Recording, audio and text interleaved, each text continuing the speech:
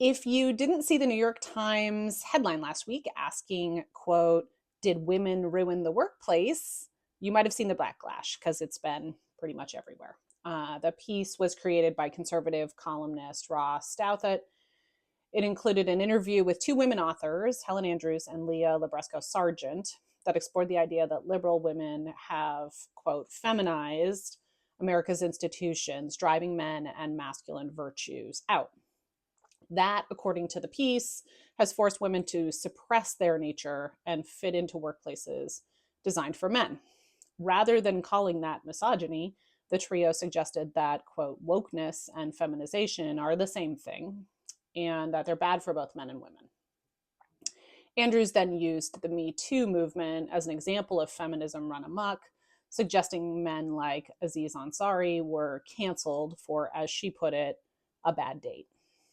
The solution they suggest is something Phyllis Schlafly would applaud, a version of conservative feminism that requires women to remain dependent on and subservient to men.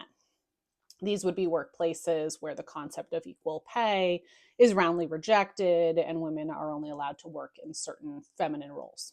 Men, they suggest, are just better at being leaders and decision makers. It's a pretty tired argument. We've heard it before. In fact, it's more or less the exact argument that conservatives rolled out in the 1960s to defeat the Equal Rights Amendment. It's just the modern trad wife version. And I think that's what gets me every time when I see women advocating for a return to a time when sexual harassment or worse in the workplace was a daily experience for women.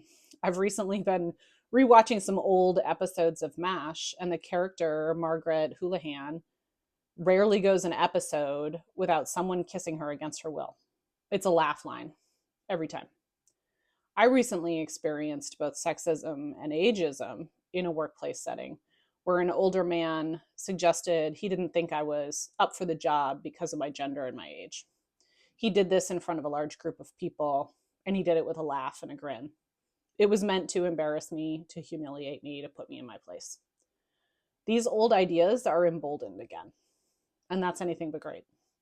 I saw a lot of commentary from women about the Times piece, but I remain convinced that a majority of men reject these misogynist beliefs as well. I'd love to hear more from them.